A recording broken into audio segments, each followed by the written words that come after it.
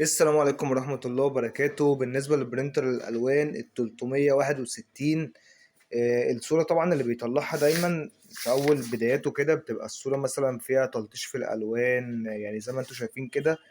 الصورة دي فيها اللون الأزرق على لطشة أحمر، يعني شوية حاجات كده عايزة تتظبط في الألوان، فاحنا بنظبط الكلام ده ازاي. دي أول حاجة هعلمها لكم دلوقتي، إن احنا نظبط موضوع الألوان بحيث إن البرينتر يطلع معانا صورة الألوان مظبوطة. تمام.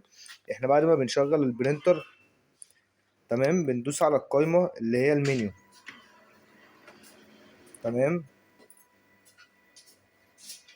بعد ما بتدينا ريدي بندوس على المنيو، هندوس سهمين فوق، كمان سهم، هنلاقي حاجة اسمها انجست مينتينيوس، هندوس عليها علامة استفهام ديت.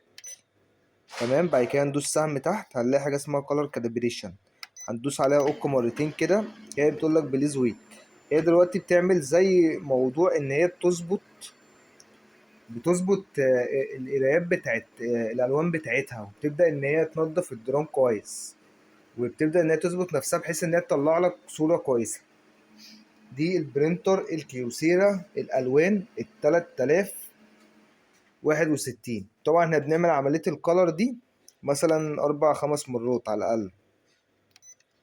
كولر مثلا 4 5 مرات اقل حاجه علشان يبدا يظبط معايا الالوان. بس هي الكاميرا عندي مش موضحه موضوع الصوره كويس، معرفش انتوا شايفينه ولا لا، في بهتان في الصوره اولا، والصوره بس مش واضحه عندي انا عارف.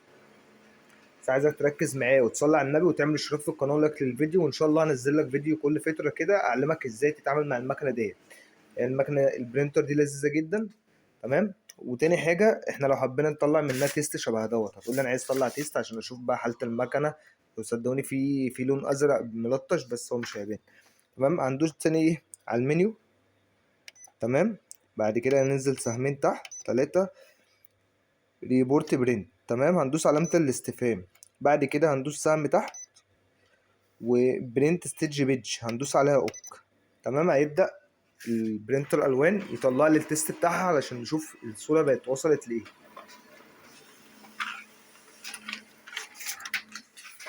اهو زي ما انتم شايفين الصورة يعني بقت كويسة جدا وطلعت صورة حلوة جدا. بس هي دي كل اللي هنعملوه، اشتراك في القناة ولايك للفيديو، وعايزك تصلي على النبي وان شاء الله في فيديوهات جديدة عن جميع المكن الكيوسيرا والريكو والزروكس والشرب، واي مكنة يكون فيها ايرور او عطل تكتب لي في التعليقات.